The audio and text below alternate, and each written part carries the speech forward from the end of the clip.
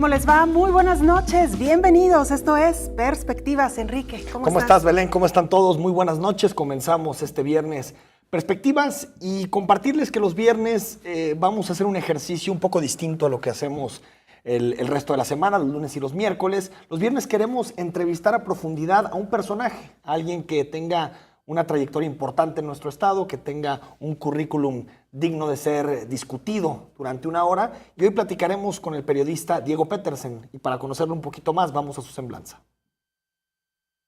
Diego Petersen Fara es periodista con más de 25 años registrando el día a día de la realidad en Jalisco. Durante su trayectoria, Petersen Fara se ha desempeñado como subdirector de Siglo XXI, director del periódico Público y actualmente es columnista y coordinador de la versión impresa del Informador. Es conocido por la columna Tres Patadas, que escribe todos los días en el diario El Informador, y por sus comentarios en radio y televisión. También ha explorado la etapa de novelista con la publicación de Los que habitan el abismo, una pieza literaria sobre un caso intrigante que se desarrolla en Chapala y que también involucra a periodistas. Este viernes de Personaje en Perspectivas, charlamos con el periodista Diego Petersen Fara. Diego Petersen, buenas noches. Bienvenido, Diego. Buenas noches y bueno, encantado de estar aquí. Gracias por estar aquí con nosotros este viernes por la noche. Preguntarte, Diego, de todas tus facetas que ya describíamos en la semblanza, ¿cuál es la que más te define?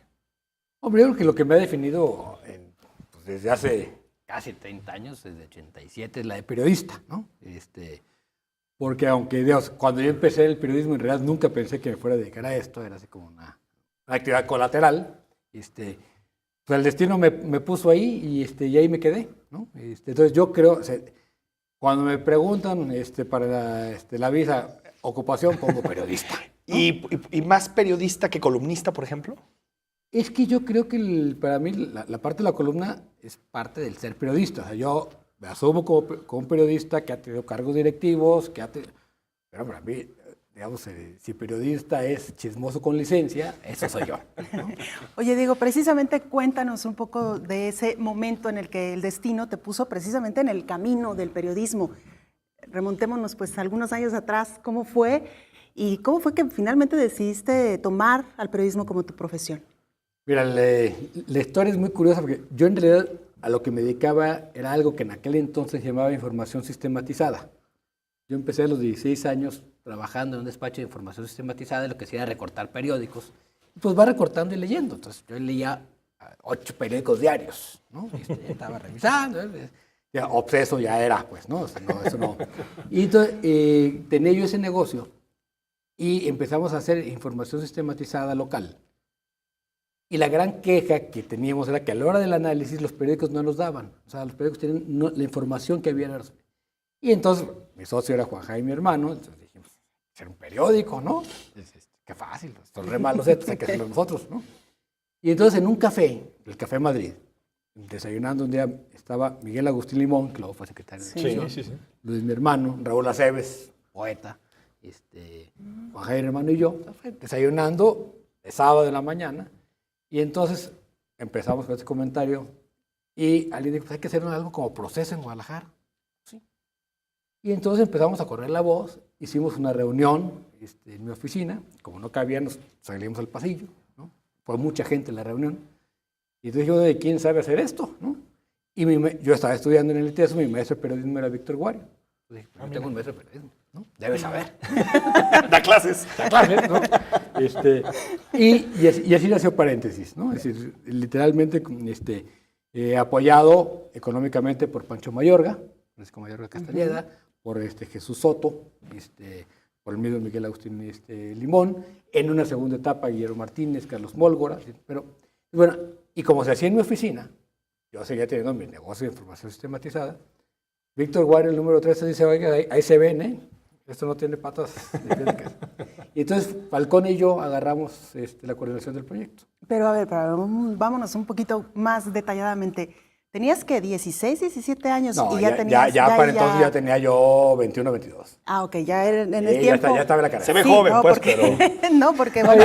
No, empecé a los 16, claro. Pero esos bastantes años después. Ya estaba yo en la carrera y estaba tercera o cuarta, en 15 semestre de la carrera, cuando empezó este ciclo. De todos modos, eras bastante joven. Sí. Pensemos en los jóvenes que hoy están estudiando la carrera de periodismo. pocos proyectos hemos visto que surjan realmente de las un aulas. estudiante y que haya tenido una repercusión o un alcance Sí, importante, ahora, ¿no? Este es un proyecto realmente colectivo que luego me toca a mí agarrar, digamos, la coordinación. Sí, efectivamente, muy joven, pero pues porque era el que podía hacerlo, porque yo no tenía ninguna responsabilidad, pues, ¿no? Claro, claro. Insisto, teníamos ahí el negocio de información sistematizada. Y bueno, fue un proceso muy divertido, aprendimos mucho. Digo, nos hubiera salido más barato un niño tonto en Harvard, pero no creo que hubiera aprendido tanto. Exacto. Nada más, una cosita, ¿dónde conoces a Falcón? Ahí, Ahí mismo. ahí mismo, digamos, desde Falcón, desde el principio fue el monero del periódico. Ahí, en paréntesis, empezó Falcón, Gis, Trino. Que fue un poco como el reclutamiento que ustedes hicieron para su proyecto. Ellos venían, Falcón había, digamos, liderado la revista de Galimatías. Claro. Y entonces, bueno, se le invitó como parte del proyecto. Y él estaba en ese momento trabajando en la Universidad de Guadalajara, en Dixa. Bueno, en eso todo era Dixa, ¿no? Era y él era el encargado de publicaciones. Sale de publicaciones de Dixa y era el periódico. Entonces, los dos que nos quedamos haciendo el periódico, yo era de 16 a 20 páginas, yo de la 1 a la 10 y el de la 10 a la 20, de la 11 a la 20, tal cual. Qué interesante. ¿Y por qué no nos platicas, Diego, después lo que fue el proyecto de siglo XXI? Que por los años te tocaría más bien eso como tu segunda etapa, ¿no? Sí, entonces, bueno, estando yo, en paréntesis, le decimos mucho la lucha. Hicimos toda una editorial para poder mantener el periódico. Cuando digo que era como mantener un niño tonto en Harvard, es cierto, había que mantenerlo, ¿no? Había que meterle. Meterle. Entonces, llegó un momento en que aquello ya era imposible, ¿no? Y ya dije yo, ya, ¿no? Y yo en mayo decidí cerrar paréntesis. ¿Mayo Del 87. 87? Dije, en ¿Ya habías junio- nacido, Enrique? Creo que No, ni ya, habías ya, nacido. ya, soy del 84. Ah, bueno, no. Fíjate, bueno, ¿cuántos años tenías? Tres, bueno, Imagínate, 2 y medio. bueno. Y entonces empezaba ya el run de que se iba a formar siglo XXI. Luis, mi hermano, fue invitado a los talleres, ¿no? Y platicábamos ahí, ¿no? Y un día me habla Jorge Cepeda, dice, he visto lo que están haciendo en paréntesis, le dije, quiero invitarte a tomar un café para platicar. Y me hizo, y la propuesta ahí fue, vente y que paréntesis sea el suplemento cultural del siglo XXI. Dije, es que no. Primero, porque yo ya voy a cerrar paréntesis. Segundo, el paréntesis está quebrado. O sea, yo debo un dineral, ¿no? Y entonces no me voy a llevar la deuda para allá, ¿no? Y entonces, pero me dice, vente, y le dije, ¿sabes qué? Yo decidí cerrar el periódico y decidí no dedicarme más al periodismo. Fue muy divertido mientras duró. Yo ya, ¿no? Pues, platicado. Dice, quiero enseñarte la maqueta. Y fuimos a ir a las oficinas de Morelos, las oficinas de siglo XXI, antes de nacer, estaban en Morelos, a una cuadra de la Minerva. ¿No? Una casita ahí muy bonita, muy simpática. Y vi la maqueta y me enamoré, ¿no? Y ya me volví a enganchar, ¿no? Pero bueno, los siguientes 4 años yo seguí trabajando para pagar las deudas de paréntesis. Pero entonces quien te empujó a seguir en el periodismo es más siglo XXI que paréntesis, digamos. Ah, no, claro. O sea, yo siglo XXI ya me había expulsado. Si no ya llega del siglo periodismo. XXI, tal vez hubieras tomado otra vía, ¿no? Otro camino. Sí. Según yo iba a la academia. Y entonces ahí empieza, y luego me dice Jorge, ¿qué puesto quieres? ¿No? Claro. Y me pone 3 opciones. La en ese momento se llamaba director adjunto, Ok. jefe de redacción o subdirector de suplementos, o jefe de suplementos, porque el subdirector era Paco Núñez. Entonces le dije, ¿qué hace el subdirector adjunto? El director adjunto, todo lo que no quiere hacer el director, ¿va? Sí, no, eso no quiero. Es entonces un subdirector. ¿Qué? No, porque había subdirectores. Sí. El adjunto es el que va a aquellas cosas innombrables, ¿no? Exacto. Entonces le dije, no, pues jefe de redacción. Y ahí empecé de jefe de redacción de siglo XXI a los 26 años. Me acuerdo que cuando conocí a García Márquez me decía, bueno, es que en mis tiempos de 26 años eran los nietos del jefe de redacción. Claro, totalmente. Nunca había visto sí. un jefe de redacción de 26 años. Y era un absurdo, pero bueno. Pero por eso fue bonito. Yo creo que siglo XXI nos ocuparía todo un programa aparte, Diego. No sé si estés de acuerdo conmigo, pero en 3 minutos que nos quedan para el corte, ¿cuál consideras que fue precisamente, digamos, los elementos que se conjuntaron para que este periódico tuviera el éxito que tuvo? Porque, bueno, se habla de que llegó en un momento crucial, las explosiones, se hablan de muchas circunstancias, pero me parece que hay otros elementos de los cuales tampoco se ha hablado. Por ejemplo, el tema de la juventud, ¿qué promedio tenían los que en ese momento de edad tenían los que integraban la redacción? A ver, yo creo que un elemento clave es la decisión, y ese hay que aplaudírsela a Alfonso Dau, ¿no? Porque el riesgo lo tomó él, ¿no? Que cuando Bastenier les presenta a Tomás Eloy Martínez, estaban Jorge Cepeda y Alfonso Dau, hasta donde sé yo la historia, en esa no estaba yo, pero platicaba por Tomás, estaban en Madrid platicando con Miguel Ángel Bastenier desde el periódico, y a Bastenier, al cual no le puedes decir que no jamás. Nunca. Le habló por teléfono Tomás, que estaba con Miguel Ángel Díez, otro argentino, y le dice, ¿a qué hora sale tu vuelo mañana? No, pues a las 2 de la tarde. Tienes un desayuno con fulano y sultano al hotel. Llegan a tu hotel, ¿no? Y llegaron y conocieron ahí a Tomás. Y Tomás, ¿no? Se le ocurre decir, oye, pero en vez de hacer un periódico tradicional, hagamos un periódico de cero y formemos a los periodistas el nuevo periodismo. Porque si contratamos a los periodistas que hay, vamos a hacer lo mismo. Las inercias. Entonces, esa apuesta, Tomás llega en enero de 87 a un congreso muy importante que hubo de comunicación en ese año. Tomás venía, digamos, de orador o de conferencista de ese congreso, y se queda hasta mayo formando periodistas, ¿no? Eso fue muy importante. Entonces, esa apuesta, es decir, y la continuamos siempre, es decir, nunca contratábamos gente que no pasara por el curso de periodismo, y de preferencia que no fueran periodistas. En un momento tuvimos que contratar a algunos periodistas de experiencia porque aquello iba a la crisis, ¿no? Claro, pero yo creo que es un elemento importante. El otro, una ciudad en ebullición. El contexto, digamos. El contexto fue muy importante. Un periodismo dormido, que la competencia estaba muy dormida, ¿no? Muy estable, ¿no? El informador occidental estaban bien, ¿no? Pero la sociedad empezaba ya a cambiar. En los 90 era ya una sociedad donde la mayoría ya eran migrantes, ¿no? Y exigían otro tipo de información. Vamos a un corte, Diego, y seguimos platicando con Diego Petersen esta noche en Perspectivas.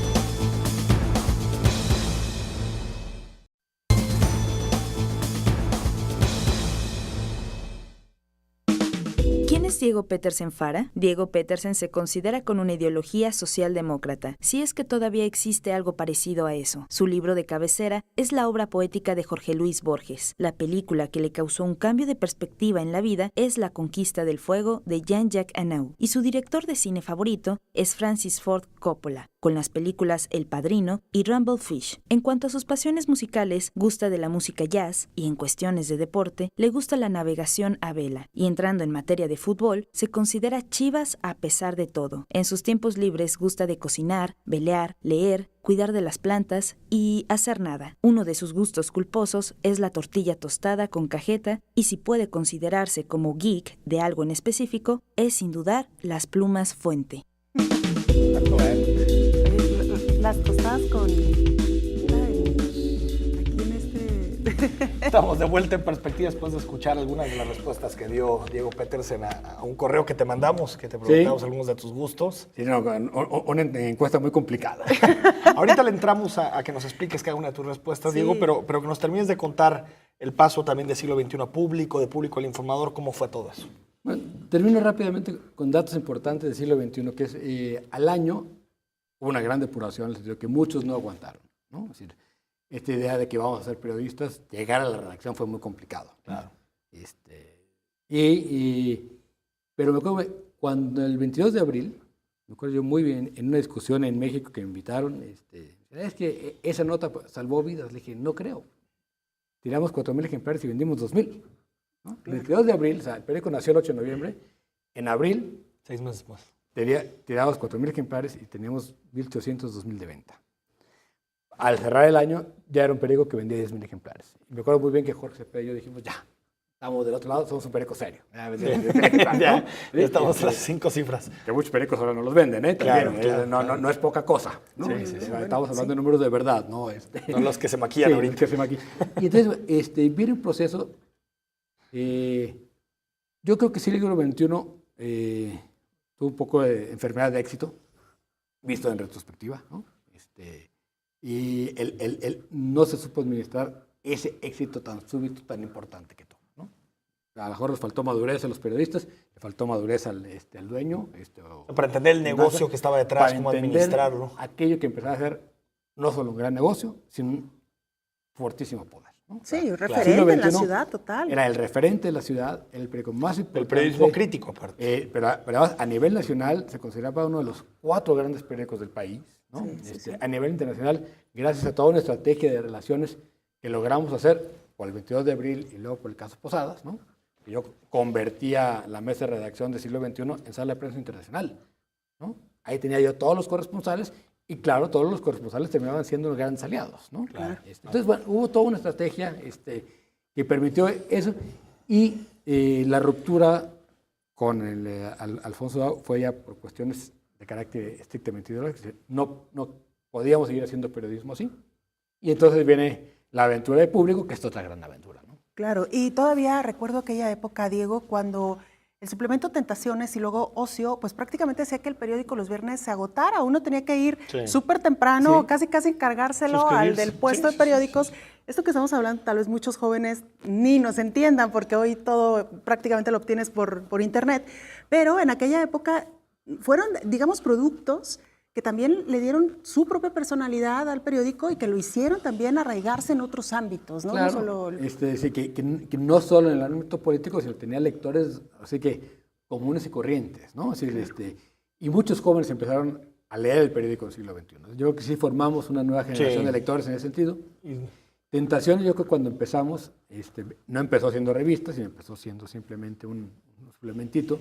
Y yo dije, y vamos a poder llenar 16 páginas de eventos culturales en Guadalajara, ¿no?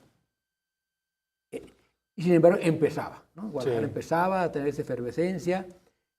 Ahora, si quieres hacer 64 páginas, 80, las llenas fácilmente y tienes que dejar eventos fuera, ¿no? Claro. Yo creo que sí hay, digamos, igual, siglo XXI y Público crecieron con Guadalajara, ¿no? O sea, fue parte de la evolución natural de la ciudad y creo que el gran acierto fue haber acompañado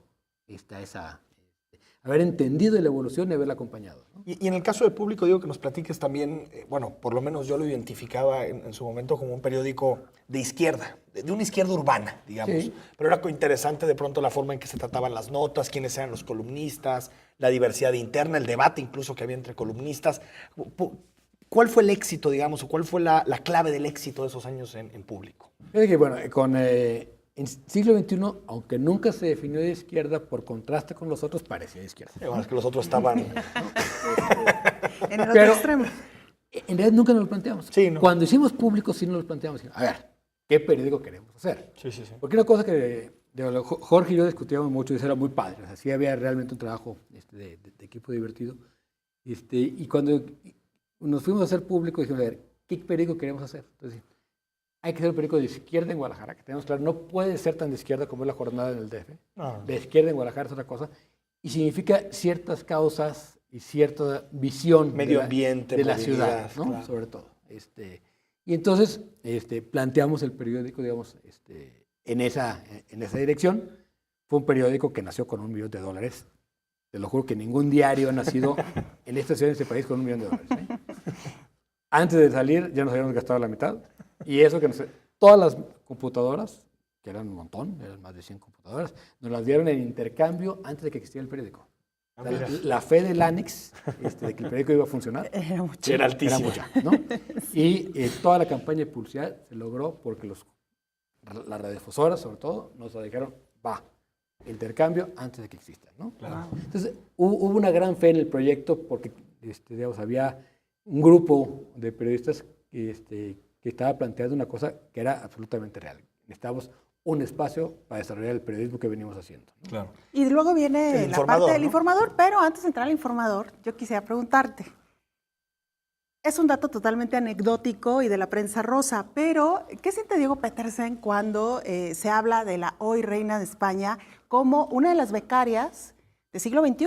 Leticia. Y que ha puesto también, de alguna manera, digo, no demeritamos el trabajo y la fuerza que ha tenido este diario, pero que de alguna manera lo ha puesto también en las líneas internacionales, si tú quieres, como dato anecdótico. Como sí, es que yo creo que el paso de Leticia por Guadalajara es absolutamente anecdótico, que no tiene nada que ver con nosotros. Claro. Totalmente, claro. Es decir, pero ¿Pudo haber evidentemente llegado ahí o no pudo haber hay, llegado? o sea, nada más encantador, Claro.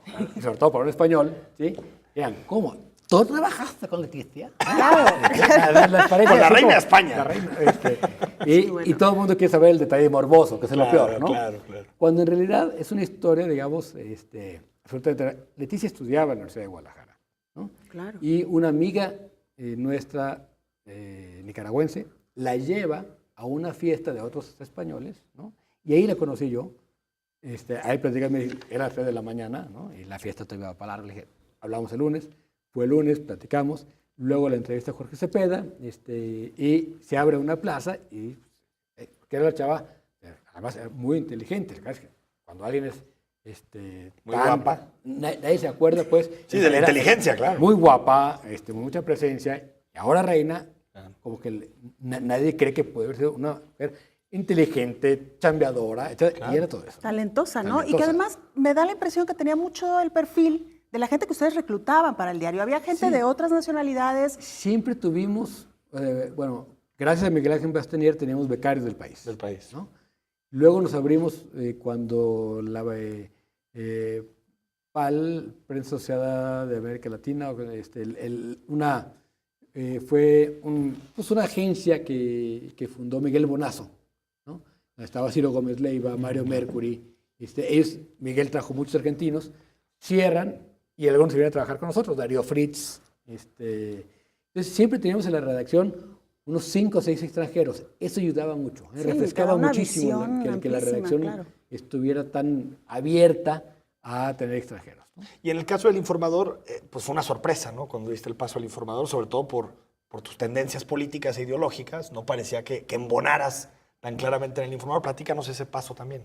No, a ver, lo que pasa es que en público, Jorge Cepeda es director del primer año, nos asociamos con Milenio ante la llegada de Mural, ¿no? Estábamos Capital, no había remedio, ¿no? Aquello iba a ser, cambiaba de perspectiva, la posibilidad de seguir haciendo un periódico con $1,000,000 y capitalizando poco a poco, pero teniendo una sanidad, digamos, en las ventas, pues acá iba a ser completamente distinto el mercado. Entonces buscamos un socio, todavía no existía Milenio, era el Grupo Multimedios. Ah, mira. Milenio nace, en realidad, no sé, ¿verdad? Pero cuando nace Milenio México, la mitad se hacía en Guadalajara, ¿no?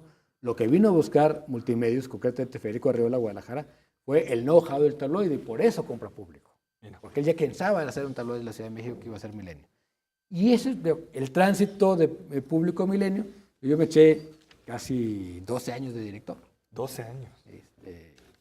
Entonces, y llegó el momento en que ya, digamos, las necesidades de la empresa era de otro director y las mías de otro espacio, ¿no? Traté de quedarme no siendo director, la verdad es que era muy incómodo, ¿no? Yo creo que yo estorbaba y yo no me sentía cómodo. Entonces empecé a buscar qué hacer, ¿no? Pero digamos, sin ninguna prisa. Y ahí fue cuando hablé con Carlos Álvarez y me dijo, pues vete, ¿no? Los primeros 6 meses fue simplemente, mi trabajo era ver, oír y callar, ¿no? Estar ahí, ¿no? Cuando llegué al Informador, todo el mundo pensó que yo iba a llegar y iba a correr a todos, ¿no? No ha pasado. Pero bueno, no solo no ha pasado, sino que parte, digamos, de los acuerdos es que Tú te integrabas. yo llego a un periódico que existe, que tiene una visión, ¿no? Y mi trabajo es aportar ahí, no cambiar. No cambiar de juego. No cambiar de juego. Y creo que en ese sentido nos ha ido muy bien, porque a la medida que el periódico ha necesitado que yo intervenga para hacer las transformaciones, ¿no?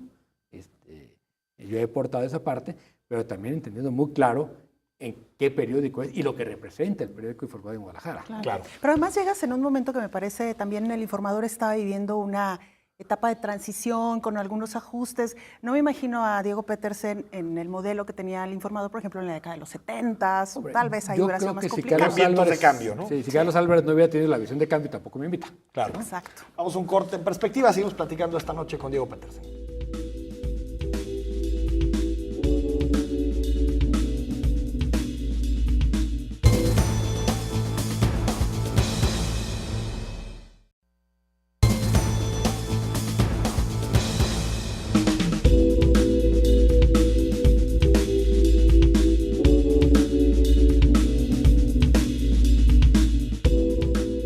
estamos de regreso. Muchas gracias por permanecer con nosotros. Esto es Perspectivas y esta noche, Enrique, ya lo decíamos, para quienes nos acaban de sintonizar, los viernes pretendemos dedicarlos a algún personaje de nuestra ciudad, de nuestro país, y no pudimos haber tenido mejor padrino, ¿no? Sí. que Diego Petersen, que hoy nos acompaña esta noche. Diego, hemos hablado ya un poco de tu trayectoria, así pinceladas muy, muy grandes de tu trayectoria periodística, pero Diego Petersen también es un hombre muy vinculado a la ciudad, un tapatío de cepa, si me permiten decirlo, y en ese sentido ya escuchábamos parte de tu semblanza, cómo estos gustos personales, particulares, pues tienen que ver también con la ciudad que hemos tenido en los últimos años, ¿no? El cine, por ejemplo, seguramente vendrá a tu memoria el cinematógrafo y estas salas que hoy ya no las tenemos. Desde la autofagema, los autocinemas, ¿no? Por ejemplo, sí. Hablando un poco de estos gustos, ¿no? Sí. Ya nos referías tú que sin duda alguna el cine pudiera ser uno de tus gustos preferidos, ¿no? Sí, bueno, fíjate que ahora sí que mi amor por la ciudad es bastante real en el sentido de que sí hay una relación un poco perversa entre la ciudad y yo.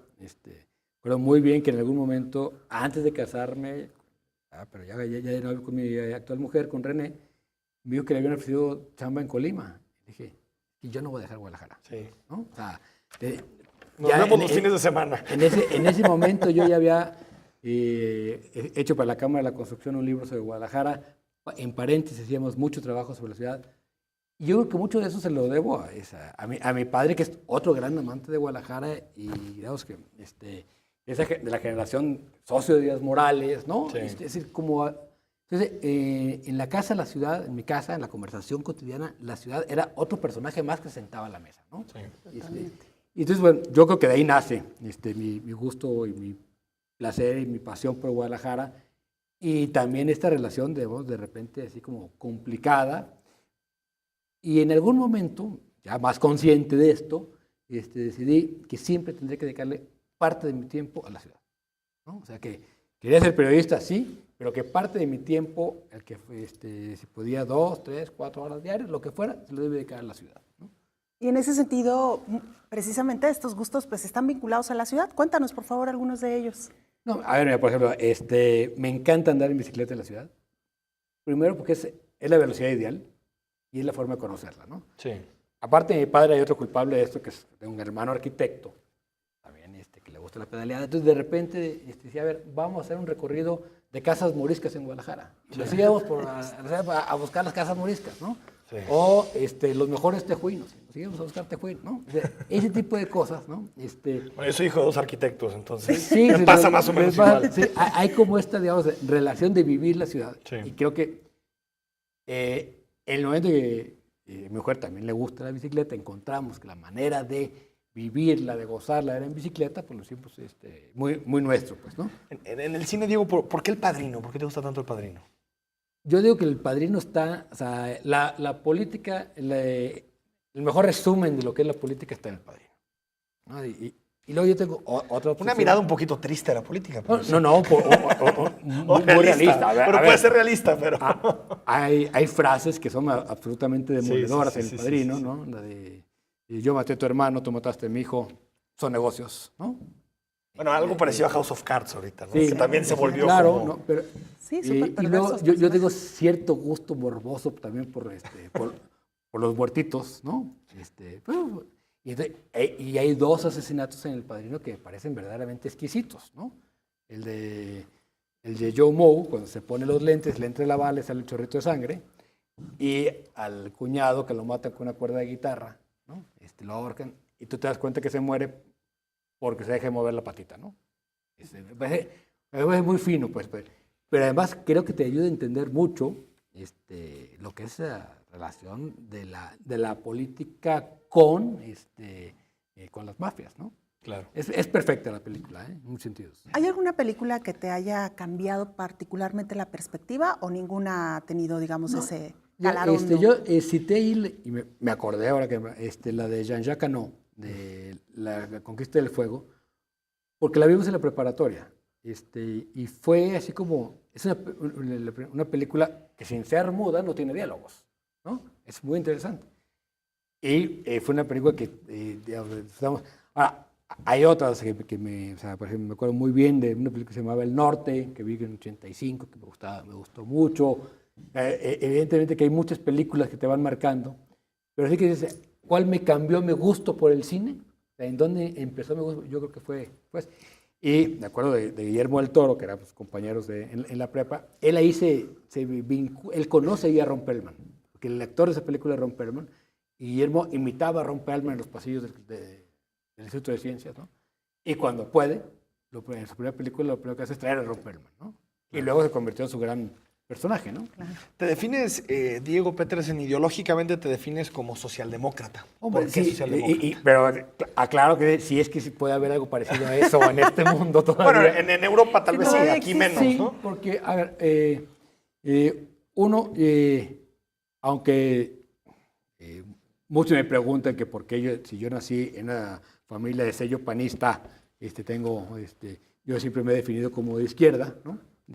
Pues, por el lado Petersen eran de derecha y por el lado Fara de izquierda. O sea, Te fuiste más para allá. Sí, eso. Te fuiste más para lo Fara. Pero sobre todo, mi padre, siendo también un hombre de panista, nunca fue radical de derecha, ¿no?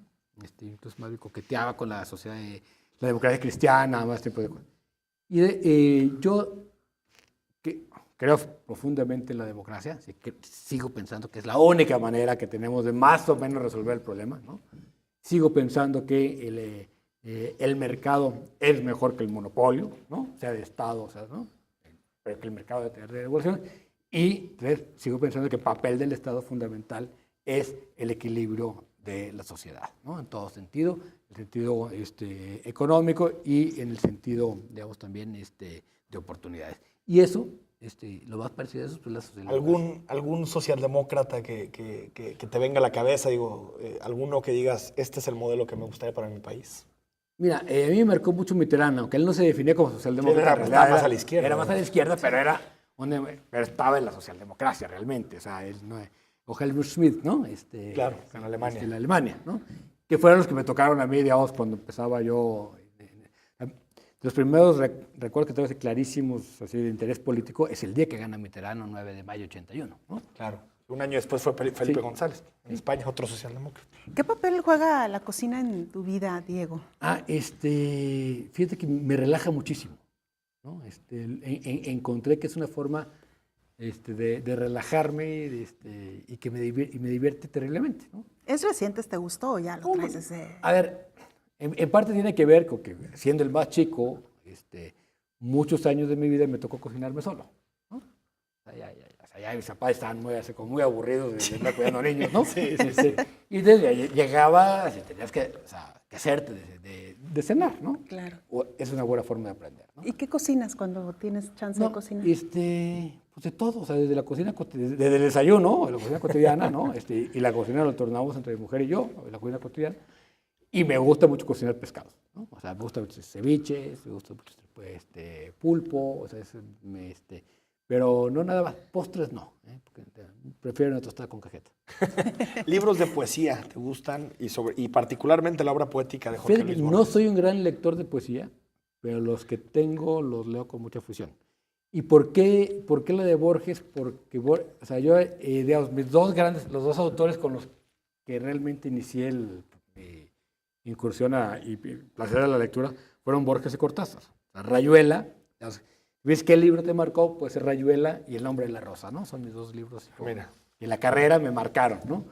Pero el libro que tengo siempre ahí, el de cabecera, ese es Borges, ¿no?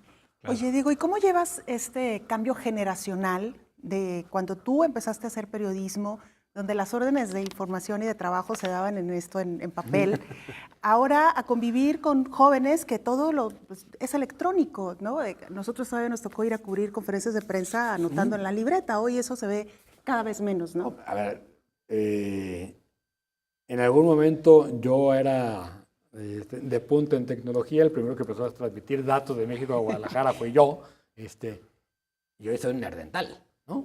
O sea, absoluto nerdental en la redacción, ¿no? Entonces, procuro no estorbar, ¿no? O sea, en la parte tecnológica no me meto porque no sé y no, lo que sí creo es que el periodismo sigue siendo el mismo con aparatejos o sin aparatejos. Sí, en esencia, digamos. En esencia es lo mismo. Y que mi trabajo es De contenido. de contenido. Y fundamentalmente, mi trabajo es hacer preguntas, ¿no?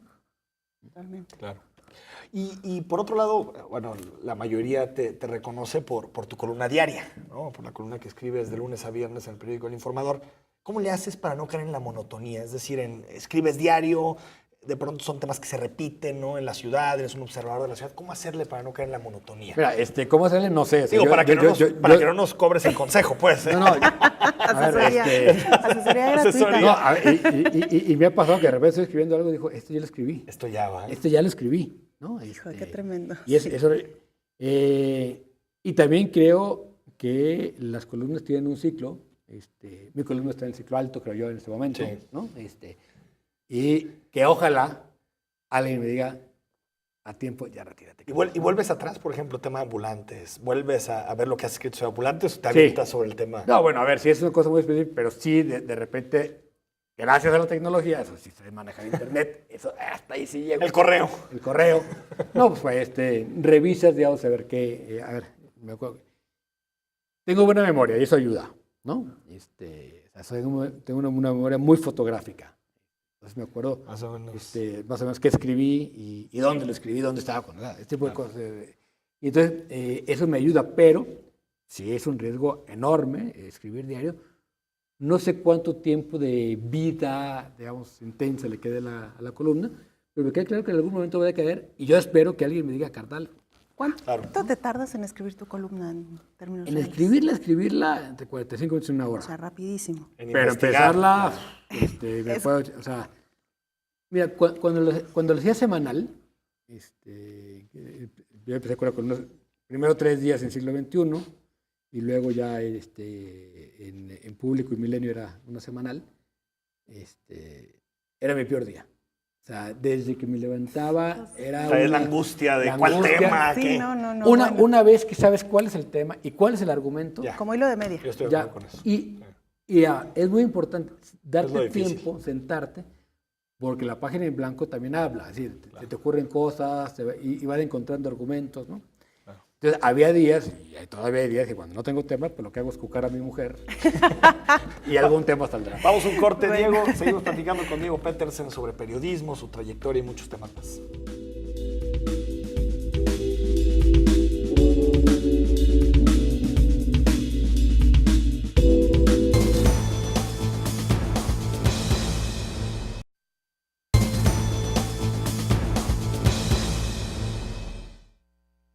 México atraviesa momentos de cambio. En la última elección, los 3 partidos políticos más importantes del país perdieron una cuarta parte de sus apoyos y con el seguimiento de los candidatos independientes, existen voces que alertan de que estamos a la puerta de un cambio de régimen. Tras 15 años de democracia insuficiente, pero democracia al fin, parece que en México muchas cosas se están moviendo.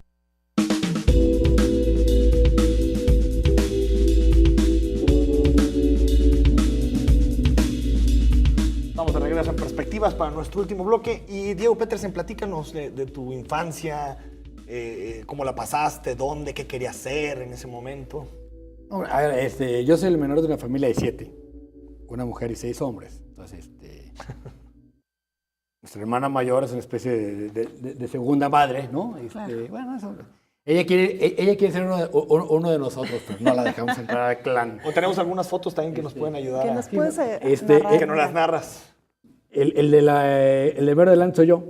En una lancha en Chapala. Es en cuando Chapala, ya de haber ¿no? tenido yo ahí 4 o 5 años. Cuando Chapala llegaba hasta el malecón, ¿no? Bueno, ahorita estaba muy alta en ese momento, estamos hablando de los años 70, ¿no? Pero ahorita no está mucho peor, ¿eh? Y Chapala también tiene Chapala una parte importante en tu vida, importante ¿no? de mi vida, porque ahí pasábamos los veranos enteros, 2 meses completos. Wow. O sea, sin pisar Guadalajara, ¿eh? La segunda residencia. Escondidos ahí, de 2 meses.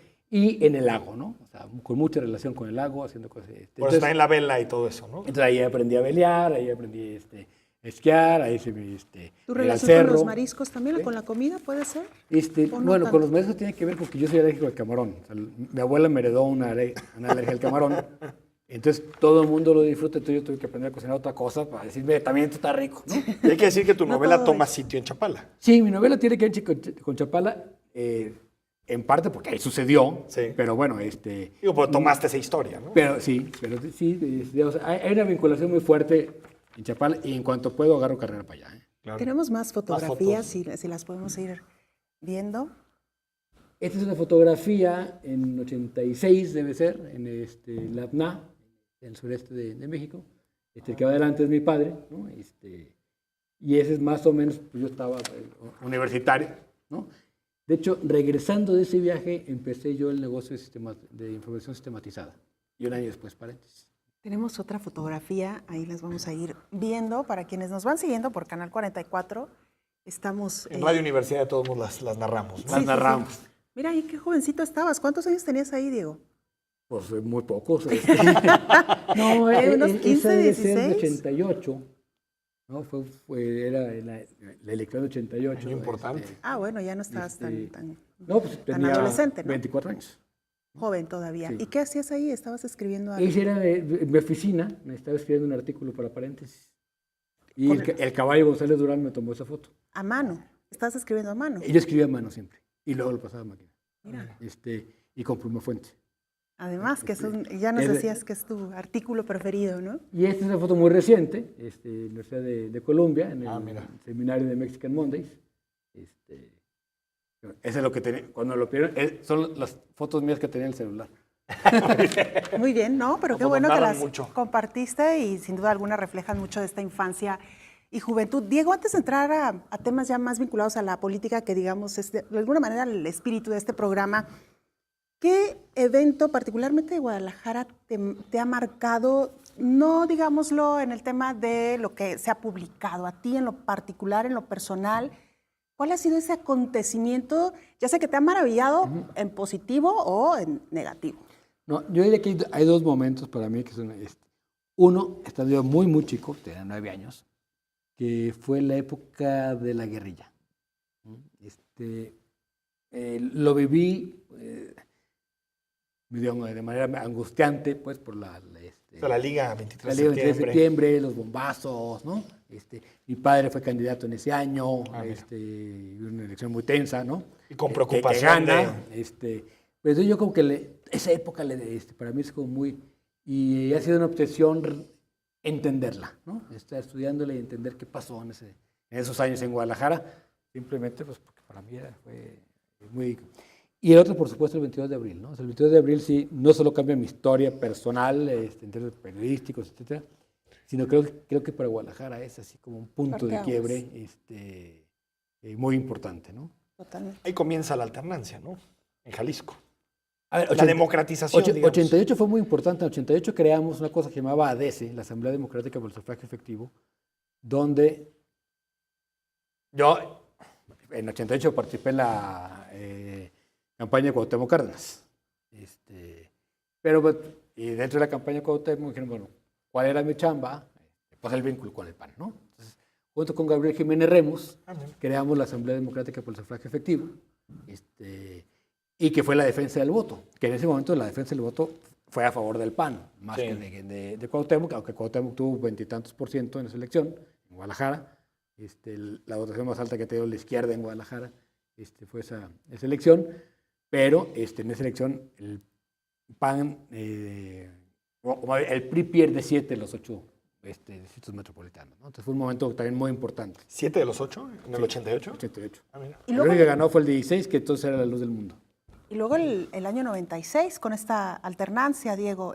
¿No, Sí. ¿no crees tú que más bien, te preguntaría, ¿cómo has vivido tú, cuál es la evaluación que haces de la expectativa, la efervescencia que había en aquella época con lo que hoy por hoy somos como ciudad? A ver, yo digo que nuestra generación, la mía por lo menos, teníamos un gran objetivo común que era la transición democrática. O sea, la transición democrática ordenó mucho de nuestras cosas en Los nuestras esfuerzos vidas. políticos. Los esfuerzos, las visiones, el trabajo conjunto, los seminarios que hacíamos en aquel momento entre periodistas tenían que ver con eso, ¿no? Y seguramente la dejamos inconclusa y fallida y todo, pero sí creo que el gran esfuerzo de mi generación, un poco 10 años para arriba y unos años Transición para abajo, democrática. fue la transición democrática, ¿no? Después de la transición es cuando yo digo cuál es mi nuevo proyecto y es cuando digo la ciudad, ¿no? Conscientemente dije, así como dedicaba antes un esfuerzo a la Asamblea Democrática por el Desarrollo Efectivo, a participar en cosas que tuvieran que ver con la transición, luego ese tiempo lo pasé a la ciudad. Yo creo que la nueva generación se tiene que plantear en serio la transición del Estado de Derecho, ¿no? O sea, no hay democracia sin Estado de Derecho, lo dejamos trunco, digamos, nuestra generación dejó trunco eso. No creo que vaya a ser nuestra generación quien haga esa transición. Creo que la generación, pues más la de ustedes, la que se la va a tener que aventar. Sí, la de... ¿Tú ves, Diego, después de lo que sucedió en la elección de 2015 con pues digamos, una derrota de los 3 partidos más importantes a nivel nacional, la emergencia de los candidatos independientes, un gobernador como el Bronco? ¿Tú ves que hay cosas, por ejemplo, lo que está pasando con la Casa Blanca y que el presidente no puede cerrar el tema, Ayotzinapa y todas las manifestaciones a nivel nacional? ¿Ves que algo se está moviendo en este país después de ese letargo de algunos años donde parecíamos adormilados? No, a ver, yo creo que se está moviendo de manera más acelerada y quizás más visible. Siempre, en cada elección ha habido un punto de quiebre chiquito, ¿no? O sea, son momentos de cambio, permanencia, pero Pero digamos de que se agotó un poco lo del 96, el 2094, 2000. Se agota, yo creo que sí, digamos, el 2015 lo que es que el modelo de partidos está... Yo no me imagino democracia sin partidos. Sí, no. Lo que creo es que estos partidos o se aclimatan o les va a pasar otra cosa, ¿no? Entonces, yo sí creo que la oportunidad que se abre es a que a través del movimiento independiente se recreen o se creen otros nuevos partidos, ¿no? Entonces, yo creo que sí vamos a ir a una democracia distinta. Oye, ¿y eso entonces nos aleja o nos acerca, o más bien nos aleja de tener un presidente de izquierda en México? No sé. Es decir, a ver, yo creo que en este momento, otra vez, el candidato a vencer es Andrés Manuel, ¿no? No es la izquierda que más me gusta, pues que no. En mi caso personal, no es eso. Tendría muchas diferencias con Andrés Manuel, pero sí creo que si hoy por hoy habría que meter un peso por quién va a ganar la elección, yo se le metería a Andrés Manuel. Oye, ¿y te imaginas un escenario, una boleta en donde convivan Andrés Manuel López Obrador y el Bronco, por ejemplo? Sí. No sé si van a convivir, pero que aparezcan en la misma boleta. En la boleta. Solo en la boleta. A ver, sí, por supuesto que sí, es uno de los escenarios posibles. Lo que pasa es que falta mucho todavía, o sea, se va a cocinar mucho. Todas estas encuestas que han venido saliendo, que empiezan a calentar, sirven justamente para ir sopesando y ir creando. Yo creo que si tenemos, así, en este momento diría, si hay una boleta con más de 4 candidatos, va a ser, la final es PRI, Manuel y PRI, nada más. Son los que tienen techo aparte, sí, siempre, ¿no? Son los que tienen techo, pero también son los que tienen base. Pero además, sí. ¿Se imaginan? Digo, yo me imagino cómo sería un debate entre el Bronco y Andrés Manuel, de ¿no? muchísimo nivel. 2 personalidades de carácter muy fuerte, muy pasionales, dijo que al que robe, al corrupto, hay que cortarle la mano. No, bueno. Así como Arabia Saudita, más o menos. Pues sí, bueno, en ese nivel anda el Bronco. Pues es que imagínate las personalidades, ¿no? Tan apasionadas. Sí, pero y el tan Bronco intensas. se le ve como la salida al problema político. No, es que a mucha gente lo ve. Yo creo que el Bronco es parte de nuestro problema político. Sí. ¿No? Pero yo no simpatizo con el Bronco, también hay que decirlo claramente. El día que lo conocí no me cayó nada bien, ¿no? Me parece un tipo que concentra la mayoría de los defectos de los políticos, ¿no? Ahora, Diego, tú hablabas de nuestra generación estuvo marcada por la transición democrática y por ese anhelo, que por cierto mucha gente ahorita está muy decepcionada, ¿no? Tras lo que sucedió esos años. Y después dices, me concentré mis esfuerzos en las ciudades. Las ciudades pueden ser espacios de democratización, es decir, espacios que empujen a esa democratización o que completen, digamos, esa democratización. No, son el objeto de la ciudad, de la democracia en la ciudad, ¿no? O sea, si no logramos concretar la democracia en la ciudad, o sea, que, digamos, o sea, que el espacio público se convierte en esta forma de articulación de la vida democrática, o sea, bajarla de las cámaras a traerla al espacio público, a la vida cotidiana, a la igualdad de oportunidades y derechos. Ahí la ciudad tiene mucho que decir. ¿Ves a Movimiento Ciudadano en esa línea, digamos? Veo algunas gentes de Movimiento Ciudadano que tienen clara esa cosa, otros no. A ver, ¿qué es Movimiento Ciudadano? Sí, no tiene un corpus ideológico, pues, ¿no? Ni siquiera una sola... Pero Pero sí si fue fue- Alfaro, te diría, sí. sí, ¿no? Movimiento Ciudadano, no sé. Pero se supone que hay un programa metropolitano detrás, ¿no? De Sí, algunas líneas del generales. cual muchos de los de Movimiento Ciudadano no lo entienden. Pero bueno, es normal, ¿no? Perdió. Sí creo que en el caso de la propuesta de Alfaro, ¿no? Metropolitana, está muy vinculada a eso. Alfaro es alguien que tiene muy claro La recuperación del el espacio el tema de público. ciudad, lo ha estudiado, es experto en eso y lo entiende más que la mayoría de los políticos, ¿no? Claro. Oye, Diego, ¿y has pensado en un eventual momento que harás cuando decidas dejar el periodismo, si alguna vez lo dejas, claro? Pues en parte dar el brinco a la novela tiene que ver con eso, ¿eh? Escribir. Escribir. No me imagino haciendo otra cosa que escribir. Es lo que más me gusta, lo que más disfruto, lo que más gozo, ¿no? No sé de qué voy a vivir, pero nunca voy a dejar de escribir, ¿no? Claro. Son Sea en un ¿sabes? diario o sea en un libro. donde sea, pero sí me veo, Ves tu futuro con una pluma en la mano. pues ahora son computadoras. O pero- con una. Con una pluma fuente. Bueno, es que tiene obsesión por la pluma Sí, fuente. ¿no? ahorita tengo 6 guardadas y de repente pasa la semana y Nunca no las se usó. uso, ¿no? Bueno, aunque sea para el mandado o algo, ¿no? Para el Digo, mandado, pero no, esa obsesión por la pluma fuente, cuando salí de primaria, el regalo de mi padre fue una pluma fuente. En primaria, bueno. Es que Saliendo de también primaria. el regalo. En primaria. Un Dicen que trompo nombre o es algo, destino. ¿no? Exacto. Nombre No, es bueno. destino y en este caso la pluma fue destino. Sí, claro. Así, ¿no? Y él es otro obseso de las plumas fuentes. Entonces, Nos vamos, Belén. Nos vamos, se nos acabó el tiempo. Oye, Diego, ya tendremos oportunidad de dialogar en otras ocasiones. si no, me lo permites. muchas gracias. Muchas y gracias. Encantado de ser el conejillo de padrino. Indias. Bueno, Bueno, le decía padrino. Ah, Pero perdón, se oye otra- mejor. es más bonito. sí, es otra forma de llamarlo. Enrique, nos vamos. Gracias. Buen fin de semana y fin de aquí semana nos a vemos todos. y nos escuchamos la próxima semana.